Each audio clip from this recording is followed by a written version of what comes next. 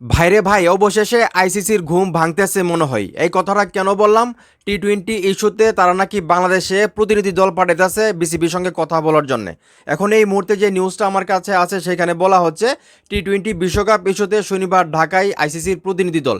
এই জন্যই আমি বললাম যে আইসিসির হয়তোবা ঘুম ভাঙছে। আপনারা সবাই জানেন টি-20 বিশ্বকাপ নিয়ে বাংলাদেশ এবং ভারতের বর্তমান পরিস্থিতি, যেখানে বাংলাদেশের বিসিবি ডাইরেক্ট বলে দিছে যে আমরা ভারতের মাটিতে টি-20 বিশ্বকাপ খেলবো না। আমরা যদি বিশ্বকাপ খেলি সেটা অবশ্যই শ্রীলঙ্কার মাটিতে খেলবো বা পৃথিবীর অন্য কোনো বেনুতে হোক, আমাদের কোনো সমস্যা নেই, কিন্তু আমরা ভারতের মাটিতে খেলবো না।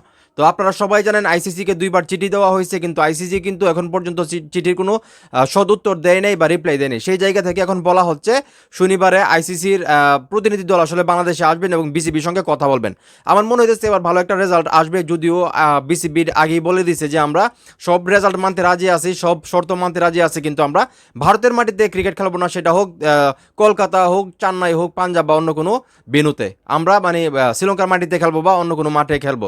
তো দেখা যাক আসলে আইসিসির প্রতিনিধি দল যেহেতু বাংলাদেশে আসবে, তারা সরাসরি কথা বলবে বিসিবির সঙ্গে, ভালো একটা রেজাল্ট বের হবে আমার যেটা মনে হয় আর কি।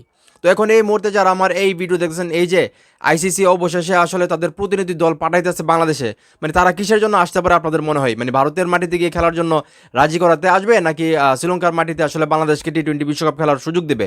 আপনাদের কি মনে হয় সেটা অবশ্যই কমেন্ট করে জানাবেন। ভিডিওটা ভালো লাগলে অবশ্যই শেয়ার করবেন।